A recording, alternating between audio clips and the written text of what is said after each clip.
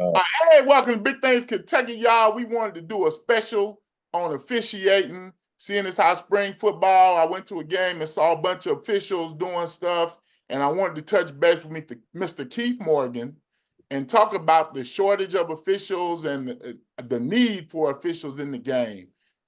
Welcome to Big Things Kentucky. We have the assigning secretary for the Central Kentucky Football Association, Mr. Kieth Morgan. Mr. Morgan, thank you for joining us. Now, you've been the assigning secretary for how long now with Central Kentucky officiating, football uh, officiating? I believe this will be my 14th year. All right. Now, as you've been doing this, did you play football before you I, started officiating? I played football and I've been officiating. This will be my 47th year as far as officiating. First of all, congratulations, 47 years of service. I don't know how you done it this long and still kept all your hair. So how has it been doing officiating? I know it's changed so much probably from when you first started to now. What's probably been the biggest change in your time? Well, I think probably the biggest thing as far as from an official standpoint, obviously it would be probably the pay. I remember I did my first varsity game. I made $27.50, and my guys right now are getting well, depending upon a 5-man game or a 7-man game, anywhere from $95 to $100. So the pay's been good. Now on I would say the negative side, uh, there's always been fans at ball games, but it seems like fan behavior is the biggest change, and that's really come over in the last say 8 or 10 years.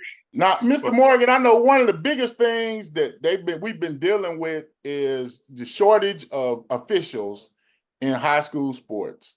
Have you had that problem? I know we've had games in Western Kentucky where they haven't had enough officials. Have you had that problem here in the Central Kentucky area? Actually, I've been pretty blessed with that. We've kept our numbers steady for the past 14 years. I've actually been in a position to help out other associations. Andy Strain out in the fifth region, I've helped Andy out a couple of times. I've helped out the Louisville Association. I've helped out the Northern Kentucky Association, even the 14th region association. So our numbers are good, but the thing is that we're starting to age out. So I'd say that impact will come to me or whoever succeeds me, possibly within the next couple of years. Now to follow up on what Coach Trust's question. So what is how do you go about recruiting new referees? How do we get, let folks know that, they come out and do it, and what's the process of going to become a referee?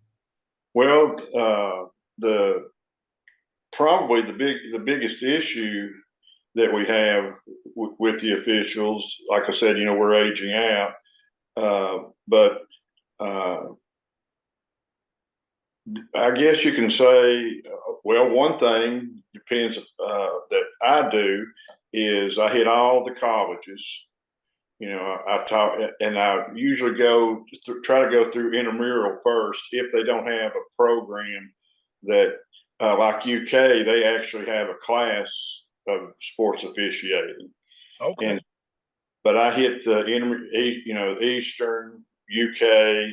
I've even hitting the NAIA school, the local NAIA schools. I even talked to the high school coaches because we all know that most kids the last play that they have in any sport is probably the last one that they have in organized sports. I know a kid, his last play in football may be the last play of contact football he has his entire life, but he enjoys the game. And so I try to get those coaches to kind of identify those people. We've actually set up a mentoring process for younger officials. And, you know, one thing that drives it, unfortunately, is the economy. When the economy is good, people aren't as interested in it. When the economy is bad and they need that extra money in their pocket, then they come into official. It's fine. I need people like that. Those are the ones that, and I don't mean to disparage them, but those are my middle school and JV freshmen, what I call my lifers. The ones that all they want to do is they want to come in, they want to stay in the game, and they want to, you know, make some money, you know, on the side. And the dough for them is actually through the week. The sub-varsity stuff is where most of the money is. But you know, I try to get them interested, and if I can keep them for 3 years, I usually have them hooked. You know, a lot of them will get in it, and it's, you know, and I can tell after seeing them, they're not gonna make it. They're not going to make it. No. I'm sorry. Now, let me ask you a question. Now, Mr. Morgan, what determines? I mean, when you're doing your process of picking your individuals, once you get them into your system, you start coaching them up. Like I said, you can tell who's gonna make it. I mean, what is it? How long does it take for you feel like somebody's ready to really get into high school football? A lot of it, and that's the thing. That's the thing that has helped me out the most, is the fact that I don't care if you're a first-year official. I don't care if you're a 25-year official. If you put in the time and the effort, obviously you have to learn the rules. My big thing is mechanics, the mechanics of officiating, because if you do the proper mechanics and use those, it puts you in the best position to make good calls. The things that you know that I look for. Well, I'll give you a couple examples. I went. We have scrimmages. We have preseason scrimmages, and we get all of our new guys involved. We get our veterans involved. We'll put a crew out there and start out with new guys shadowing them. And then before the scrimmage is over, then they move them in, but they're still right with them, talking to them. I had a time wise that I could go to Madison Central for early part of a scrimmage, and then go up and hit a scrimmage at Lafayette that was late. Went to the scrimmage at Madison Central, saw a kid there that was trying to work as a back judge, had one of my veterans talking to him. I'm watching from up in the stands. I'm thinking, you know, this kid moves great. He looks good. He looks the part. He's going to have, he's going to have a good chance at it. But I could see a lot of things, that I didn't like. Mm-hmm. So I left, went to Lafayette. Of course, I got a copy of the scrimmage of the video. So I went to the second half of it, which I didn't see, and I'm watching it, and there was a bunch of people there, so they were moving in and out. And I saw this one back there at bag judge, and I'm thinking, well, who is this kid? That turned out to be the one that was there at the beginning. So one of my guys had talked to him, went through, showed the mechanics, where to look, what to do. And like I said, it was his first year. I had a back judge go down the third week of the regular season. I put him in on a varsity crew, and he went to the state finals for me on his third year. Wow. He's now officiating in the SEC. I had one kid that his mom called me when he was a senior in high school, wanting to get involved in it. I asked, I said, is he 18? No, he's not 18. I said, I tell you what. I said, have him go ahead on the license, I said, I can't use him in freshman. I can't use him in JV. I can't use him in varsity. But I said, I'll slip him in with 3 of my veterans on middle school games. Okay. He came in. Okay. He at 18, he ended up being on a varsity crew. So it was on a varsity crew his second year. He went to the state finals. I sent him to the state finals on his 5th year, and he's already called an NAIA national championship game.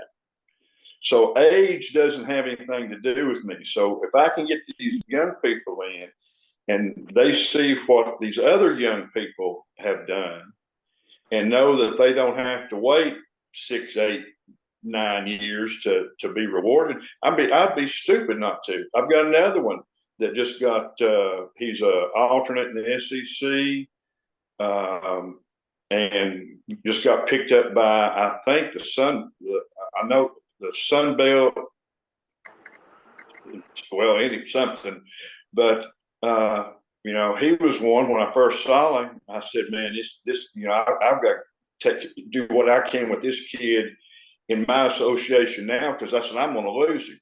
I lost him. He still does a few games for me, but that's what I try to do. So it's not I've lost people because they thought, okay, I've been here 18 years. I've never been to a state final. And then it's one of these where I say, do you want me to tell you why you've not been to the state final? And of course, everybody says they want to know, but then when you tell them the truth, they don't put the work in, they don't put the time in, they look sloppy out on the field, and they've not improved in the entire time that I've been here. So why should I reward somebody like that over somebody that's busting the rear end out there? So that I can keep them 3. If I can keep them 3 years, I usually have it. Question. I know we know with all the rule changes in high school, in college and the NFL, will there be any significant rule changes this coming fall as far as high school is concerned?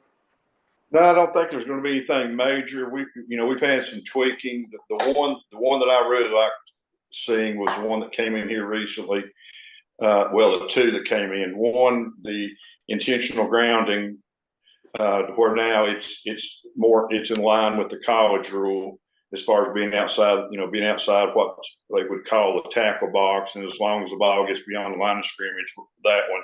But the one that I really think that helped high school the most is bringing the penalties, because every year they send out a questionnaire, and every year for the past 25 years, I've always said we need to change the penalties for by the offense behind the line of scrimmage, especially holding, because up until this past year, let's say you had a 1st and 10 at the 20, you're going out, 1st and 10 at the 20, and you've got a hold.